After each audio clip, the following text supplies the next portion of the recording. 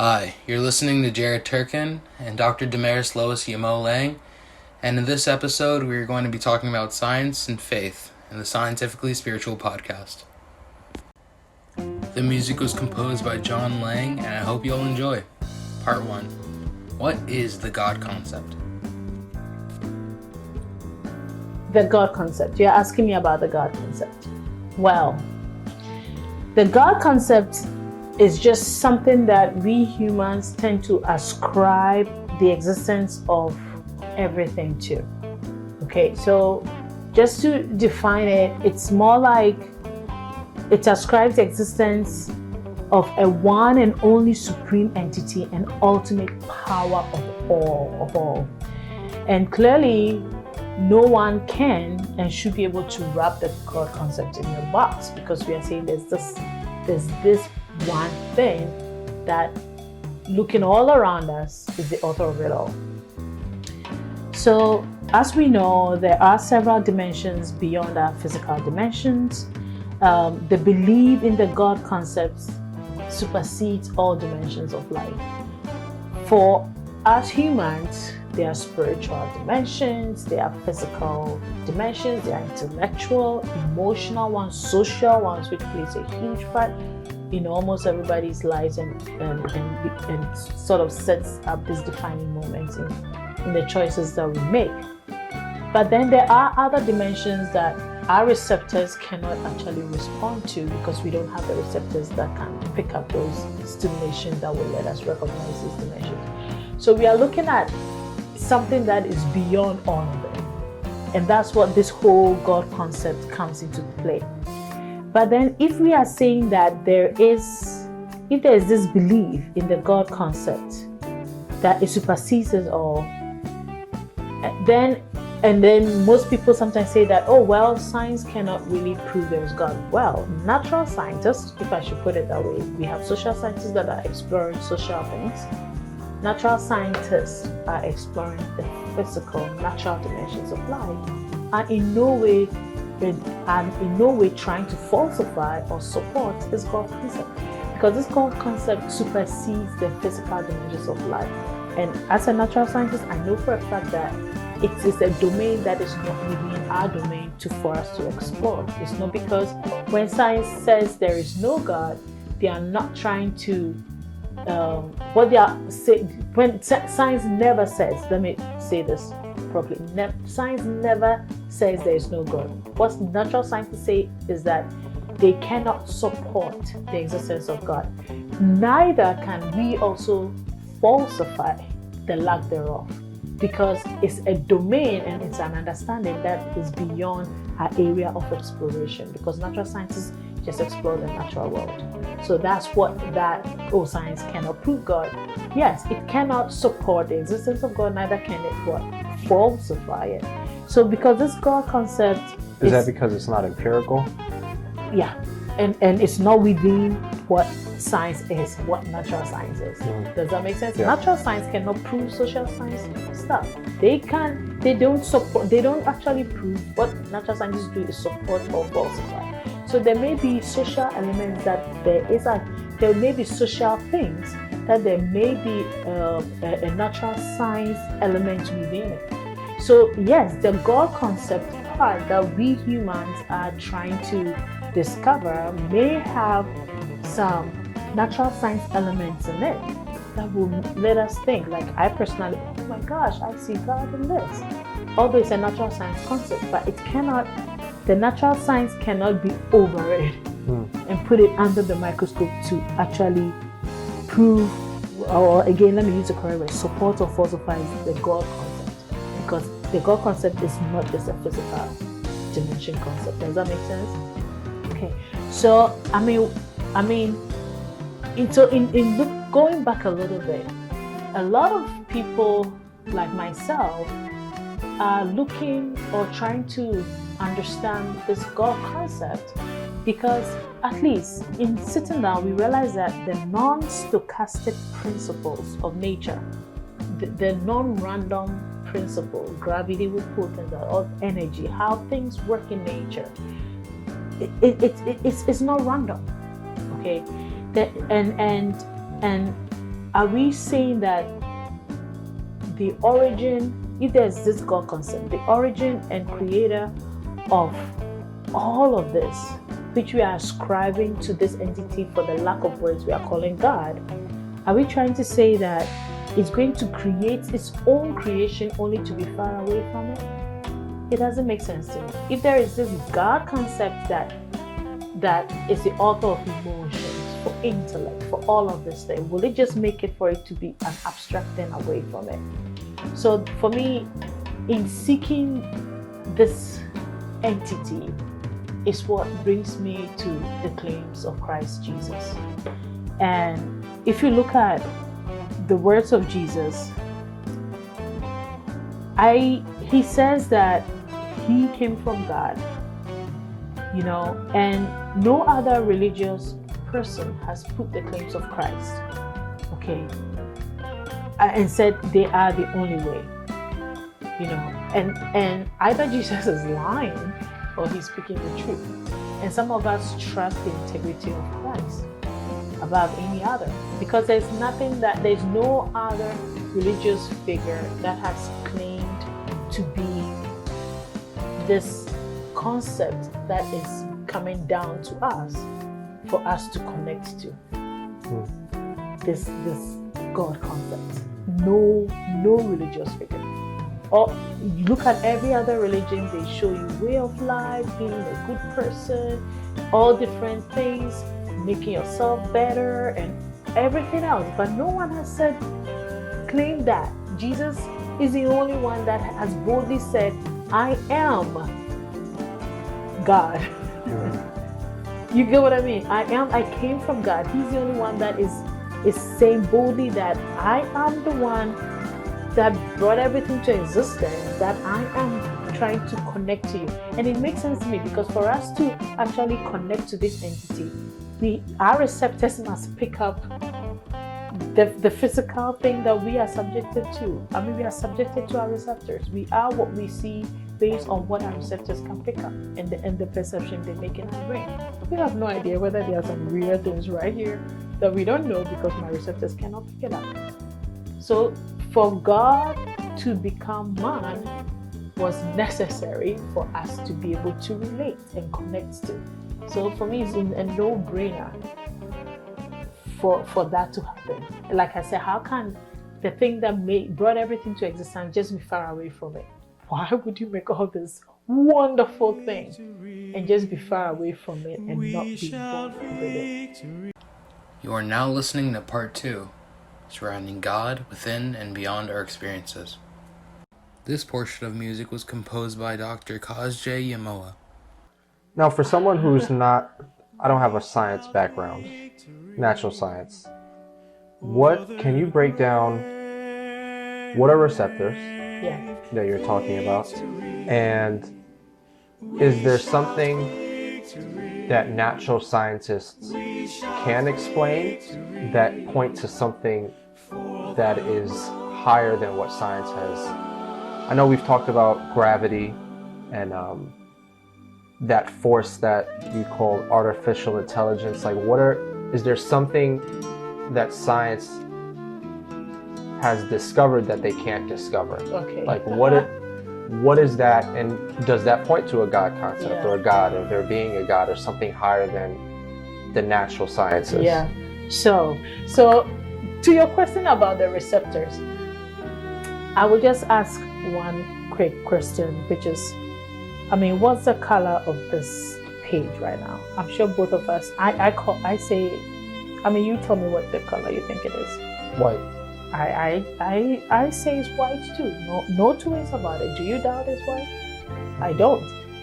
But can you actually imagine the image of white that I'm looking at in my mind's eye that is letting me call it white compared to yours?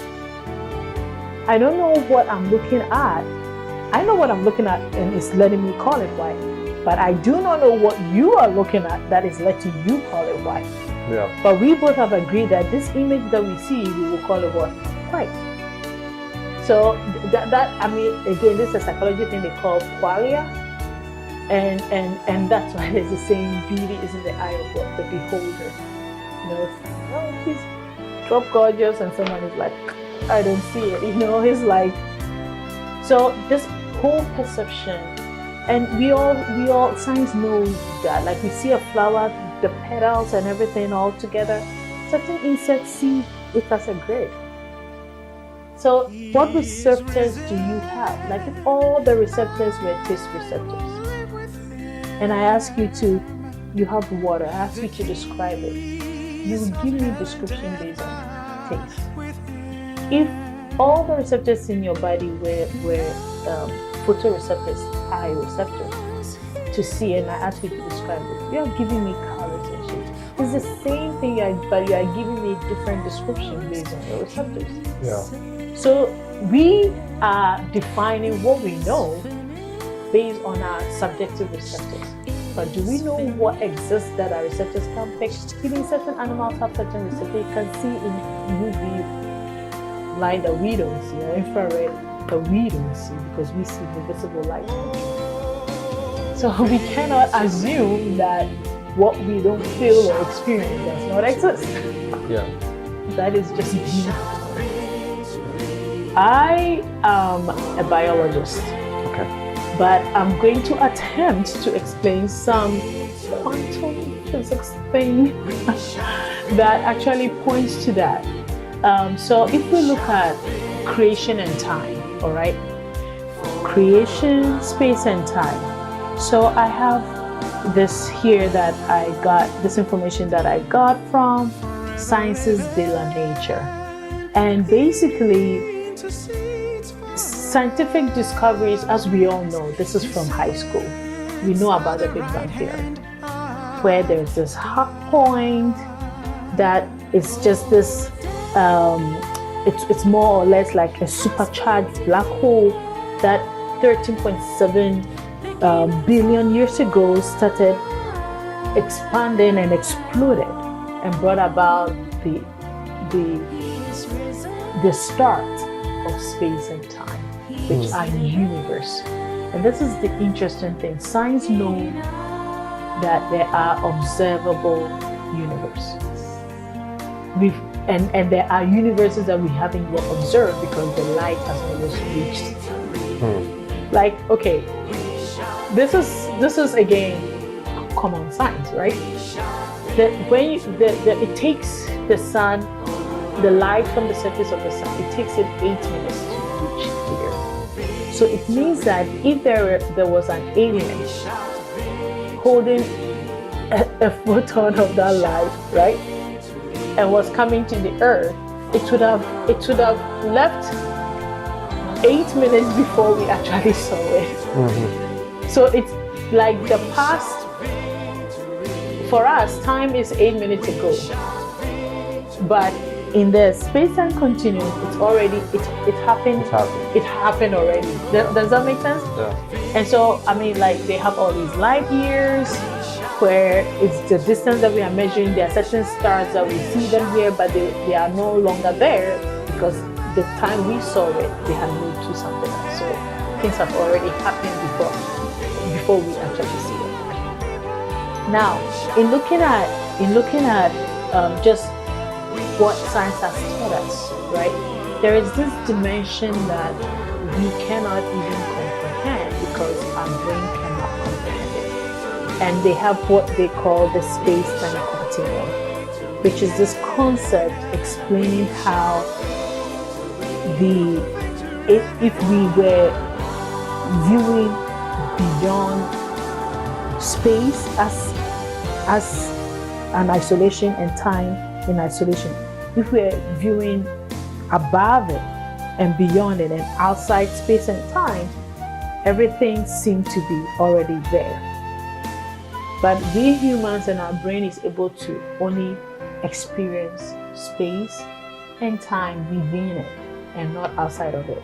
And so this concept, sometimes people understanding this assume that, okay, then everything else is certain in what should happen in that sense. But there is actually a randomness in this whole space-time continuum because there are certain particles that scientists have seen that when you view them, you actually determine what they do.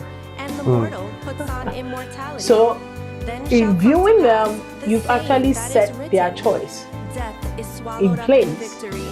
And that in itself is not random after it has been done. But then the next future becomes a randomized thing. Yeah. So I have this, this is a little bit crazy.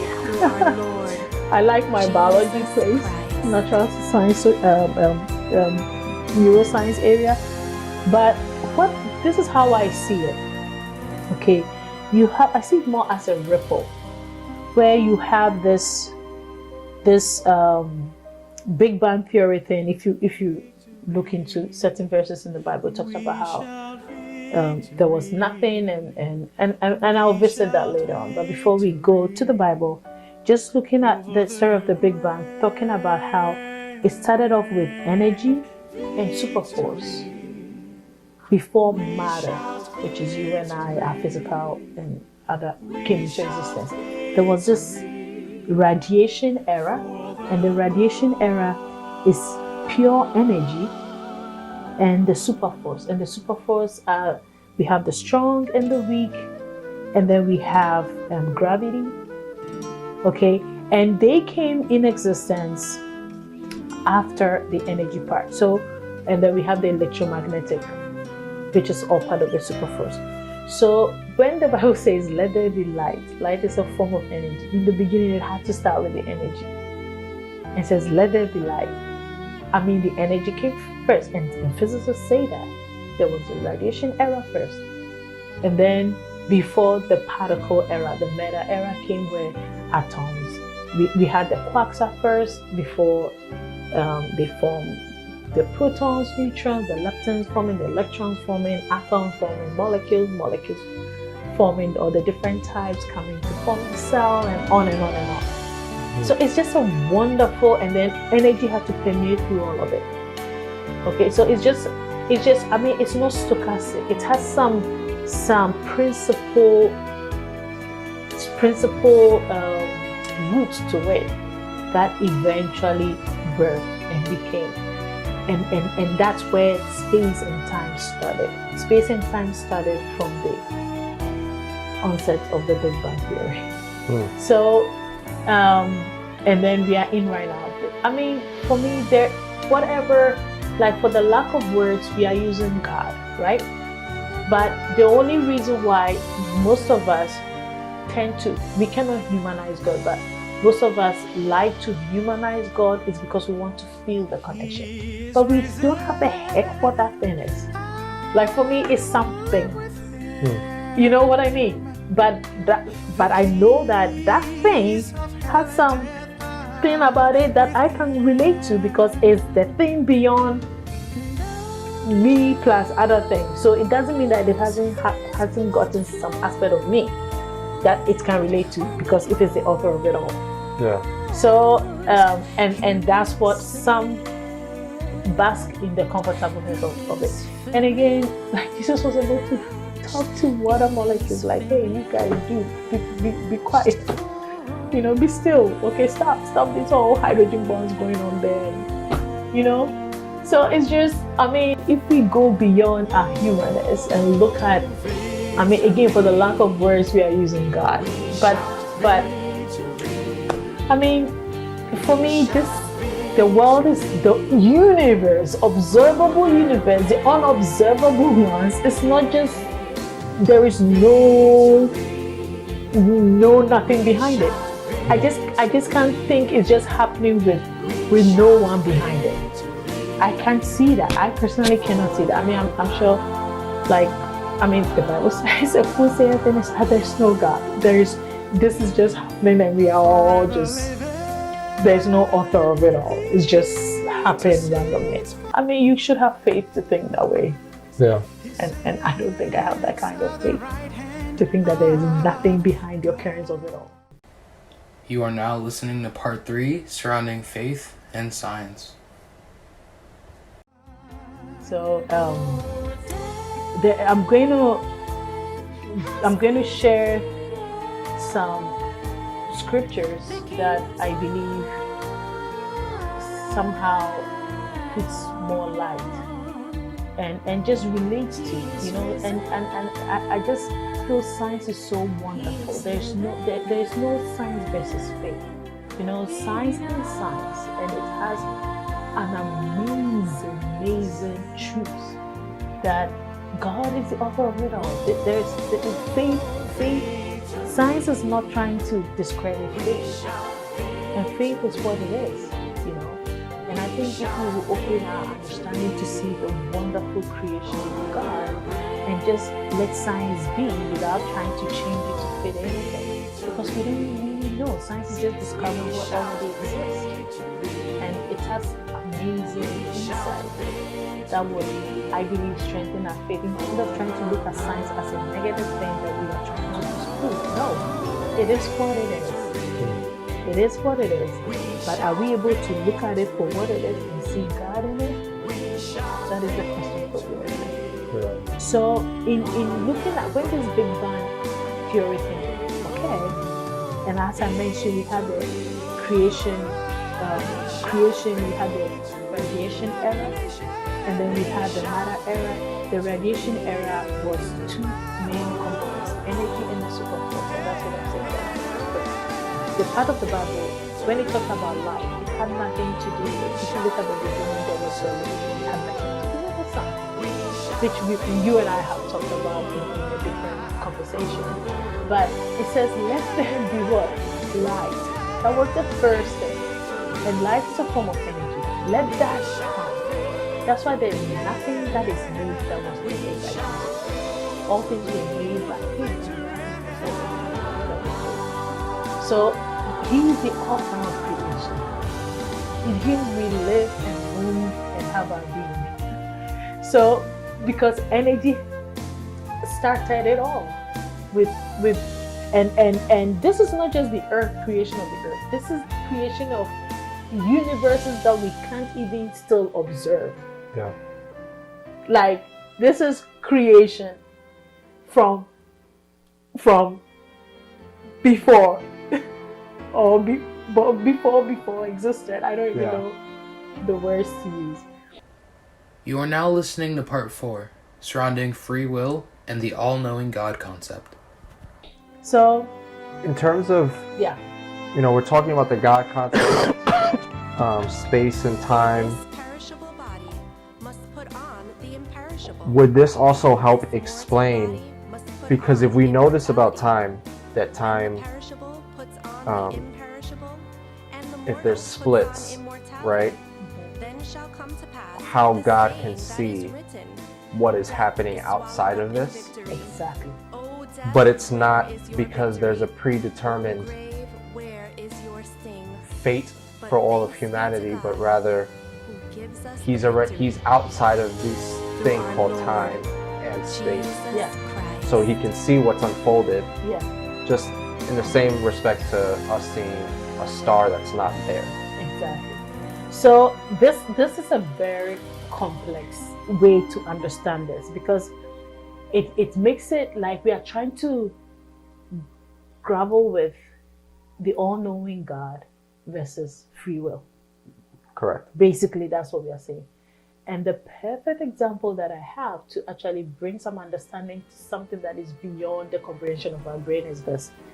Picture a pebble that you drop in a pond of water. It starts creating ripples. And the ripples go on and on indefinitely and doesn't stop. So picture that each ring of ripple has all these tiny molecules, which is water molecules, right? Okay, and each water molecule is let me just for the sake of explanation or analogy, let's picture each of these ripples, each of the water molecules, H2O within the ripple, represents someone and everything about them, their circumstances, their situation, their spiritual, physical, intellectual, emotional, social lives, and beyond. That H2O represents all of that. Their interactions and everything else, their physical, their homes, everything about their situations, everything that exists in life is that little dot.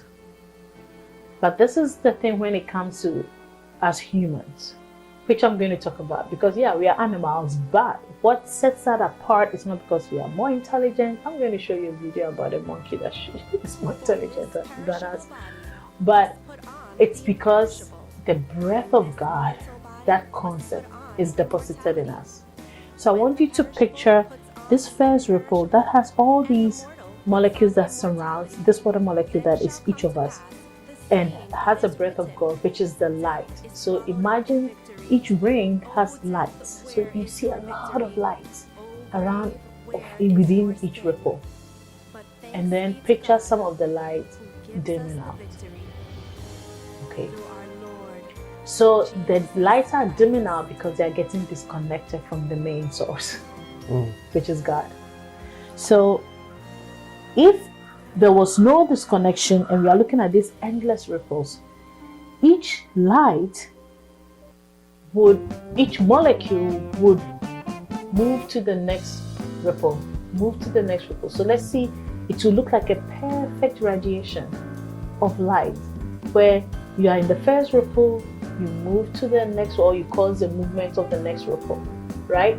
Because you are sending the energy, okay, because molecules interaction is energy in nature, to the next.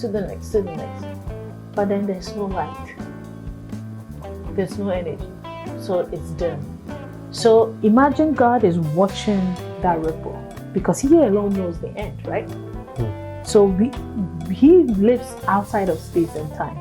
We live within space and time.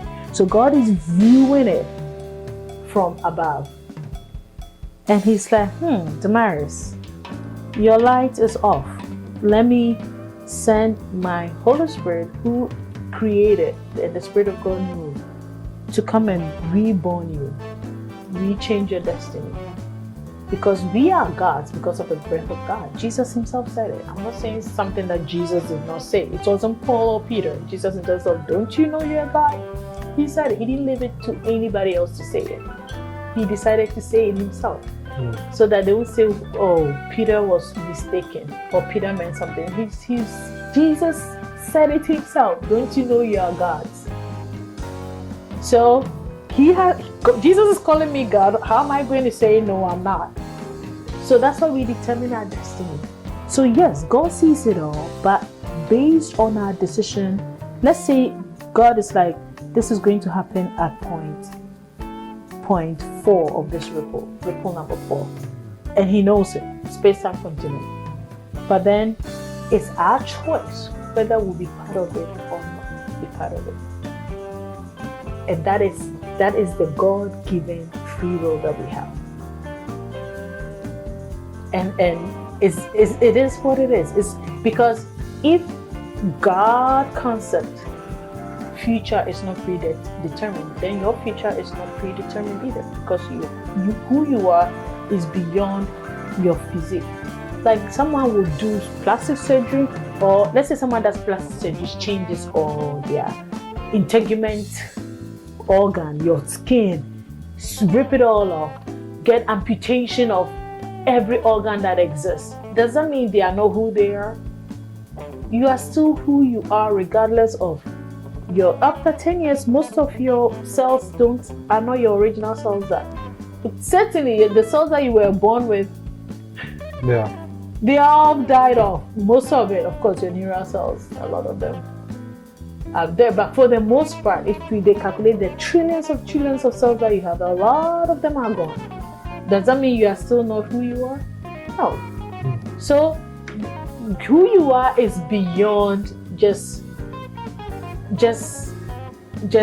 what we see, but it's within us, which that God concept also embodies. And that God concept is what gives us our free will, which we are going to delve into later when we talk about humans as animals and how we are different, which I've already mentioned, but just looking at it in a clearer picture and looking at what science says, and then trying to see what we are in view of what science is saying as well. and putting the two together. And with that concludes this episode of Scientifically Spiritual. Have a great day and God bless.